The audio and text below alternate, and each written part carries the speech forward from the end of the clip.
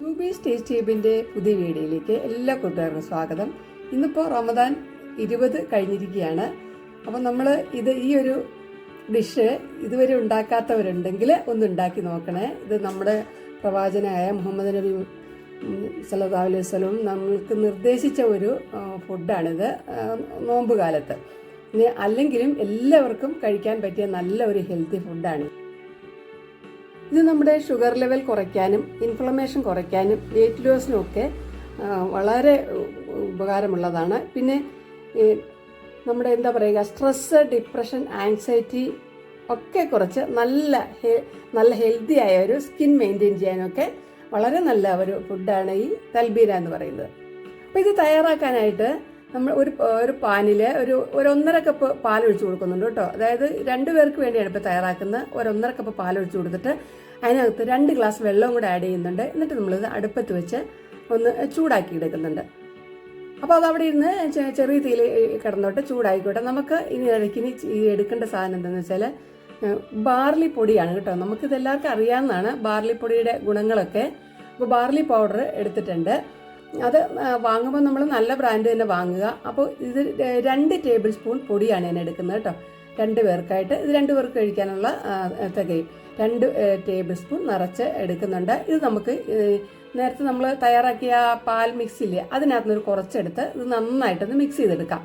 ഒട്ടും കട്ടയില്ലാതെ നല്ലതുപോലെ സാവകാശം കുറച്ച് വീതം ഒഴിച്ചിട്ട് മിക്സ് ചെയ്യണം.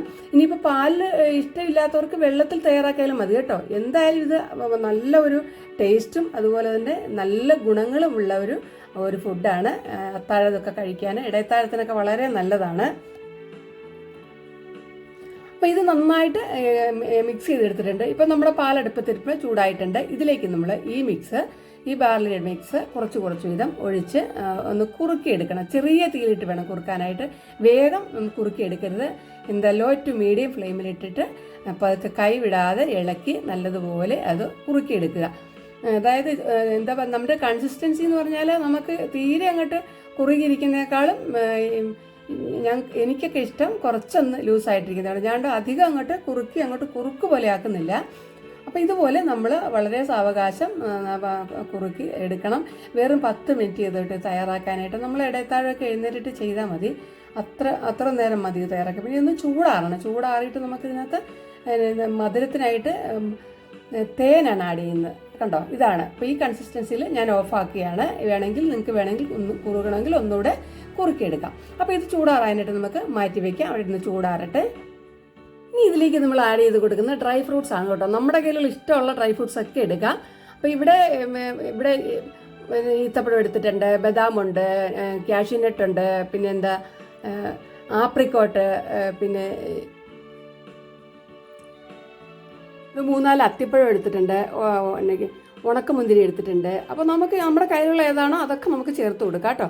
പിന്നെ പംകിൻ സീഡ് നല്ലതാണ്. ഇപ്പം എൻ്റെ കയ്യിൽ ഇല്ലാത്തതുകൊണ്ട് ചേർക്കുന്നില്ല. അപ്പോൾ നമുക്ക് ഇതിനകത്തേക്ക് ഇത് ചൂടാറിയിട്ടുണ്ട്. നമുക്ക് കുറച്ച് വീതം ഈത്തപ്പഴമൊക്കെ കുരുവൊക്കെ കളഞ്ഞെടുക്കണം. അതുപോലെ തന്നെ നട്ട്സൊക്കെ നമ്മളൊന്ന് മുറിച്ചെടുക്കണം. അപ്പോൾ ഇത് കുറച്ച് വീതം നമുക്ക് ചേർത്ത് കൊടുക്കാം. 2 പേർക്കായതുകൊണ്ട് ഞാൻ ആദ്യം ഒരു പ്ലേറ്റിലിടുന്നതാണ് കാണിക്കുന്നത്.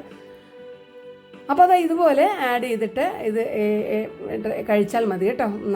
ഞാൻ പറഞ്ഞില്ലേ ഇതിൻ്റെ ഔഷധ ഗുണങ്ങളും അതുപോലെ തന്നെ ഹെൽത്തി ബെനിഫിറ്റ്സൊക്കെ ഒത്തിരിയാണ്. അപ്പോൾ തേനാണ് ചേർക്കുന്നത് കേട്ടോ. പഞ്ചസാര നമ്മൾ ആഡ് ചെയ്യരുത്. തേൻ വേണം ചേർക്കാനായിട്ട്. പഞ്ചസാര ആഡ് ചെയ്താൽ അതിൻ്റെ ഹെൽത്ത് ബെനിഫിറ്റ് നഷ്ടപ്പെടുമല്ലോ. അപ്പോൾ തേൻ ഒഴിച്ചിട്ട് ഇത് നമ്മൾ കഴിച്ചാൽ മതി. അപ്പോൾ നിങ്ങൾ ട്രൈ ചെയ്തിട്ടില്ലാത്തതൊന്ന് ട്രൈ ചെയ്തിട്ട് അഭിപ്രായങ്ങൾ അറിയിക്കണേ. അതുപോലെ തന്നെ ഇഷ്ടമായെങ്കിൽ ലൈക്ക് ചെയ്യണേ, ഷെയർ ചെയ്യണേ. എൻ്റെ ചാനൽ ആദ്യമായിട്ട് കാണുന്നവരാണെങ്കിൽ ഒന്ന് സബ് ചെയ്ത് സപ്പോർട്ട് ചെയ്യണേ. അപ്പോൾ അടുത്ത നല്ല വീഡിയോ നമുക്ക് വീണ്ടും കാണാം. Thanks for watching.